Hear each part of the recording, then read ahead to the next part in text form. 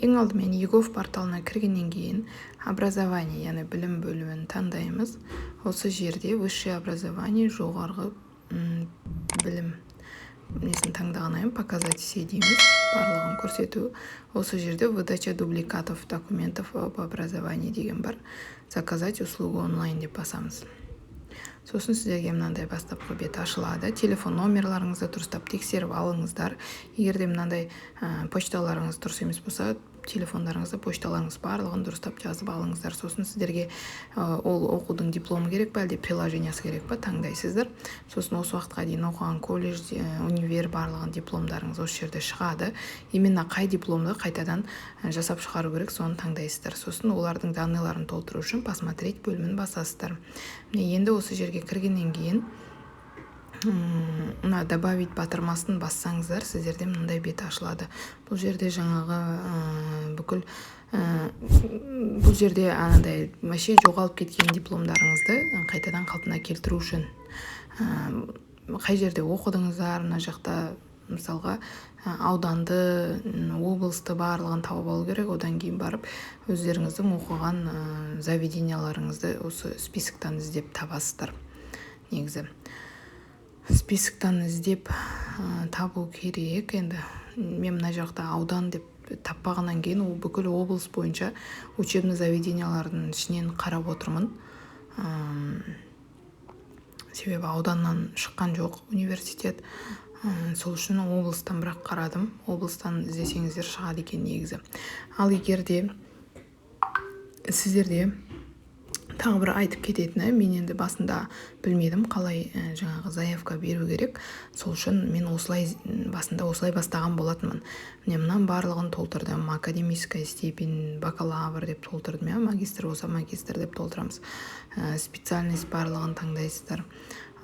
Сосын жақта неше түрлі специальностьтар бар. Міне өздеріңіз специальностьтарыңызды, мамандықтарыңызды барлығын дұрыстап таңдап алыңыздар. Мен басында осылай жасадым. Сосын мамандықтың да міне екі түрі тұр, көрдіңіздер ме? Басында жаңағы сандары барлығы сәйкес келу керек сіздердің дипломдарыңызбен. Содан кейін серия диплома деген жерге сериясын жазу керек екен, номер диплома деген жерге номерін жазу керек екен. Осы жердің барлығын мен басында қалай жасарымды білмеймін, осылай жасап көрдім, бірақ оған шықпайды екен. Бұл жаңадан дипломды қосу ма, әлде білмедім. Сосын мен жаңағы басқа жолмен қарастырып көрдім. Бұл жерде мен добавить деп басқан болатынмын. Добавить деп басқан кезде екі жаңағы диплом басылып кетті. Екі рет мен высшее образованием шығып кетті да. Сосын қайтадан оны удалить етуге тура келді. И удалить еткеннен кейін жаңағы мен өзімде дайын тұрған окошканы высшее образование дегенді басып, посмотреть батырмасын басу арқылы арғарай жасадым. Қазір мен көрсетемін. Міне мен бағанағыдай толтырып едім. Менде жаңа высшее образование екі рет шығып кетті да. Мен толтырғаным бұрынғы тұрды. Сол үшін мен біреуін удалить етуге тура келді. Себебі біреуі дұрыс болмай қалды менде. Көрдіңіздер ме? Мен сосын удалить еттім да, посмотреть батырмасын бастым, өзім дайын тұрған едім. Сосын барып академическая степень осы жерден таңдағаннан кейін менде барлығы дұрыс шықты. ЖББ деп тұрады сіздерде дипломдарыңызда. Соның қасындағы номерді, номер диплома деген жерге жазасыздар. ЖББ-ның қасындағы номерді. Сосын регистрационный номер диплома деген жерге сіздерде орысша жазылуы мүмкін, немесе қазақша жазылуы мүмкін. Қазақша тіркеу номері деп тұрады, орысша регистрационный номер деп тұрады дипломның астында. Соны сол жерге жазасыздар. Міне регистрационный номер дегенге жазасыздар. Сосын год окончания міндетті түрде аяқтаған, бітірген жылыңызды жазып шығасыз. Сохранить батырмасын басасыз. Міне енді нелерде кестеде барлығы толық болды. Міндетті түрде таңдайсыз осылай.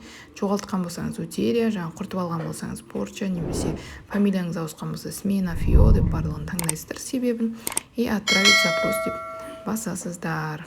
Тағы бір рет көріп қайтадан тексеріп алыңыздар. Именно колледж ба, әлде универ ма, соны таңдайсыздар. Мысалға маған колледждікі қажет емес, маған универдікін қайтадан қайта қалпына келтіру керек болды. Сол үшін мен универдікін таңдадым. сосын жаңағы барлығын жасап номерларыңызды дұрыстап тексеріп почталарыңызды тексеріп алғаннан кейін отправить запрос деген батырманы басыңыздар.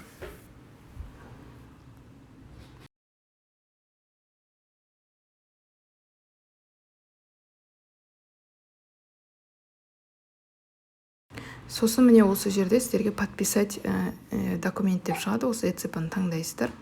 И входящий бөлімінде міне маған уже сообщение келіп тұр в обработке деп. Яғни 15 күннің ішінде обработкадан тұрады, 15 күннің ішінде маған жауап келеді. Сіздерге сразу келеді осылай в обработке деген бет ашылады өзі. Немесе осылай входящий бөліміне кіріп, өздеріңіздің личный кабинеттен көре аласыздар.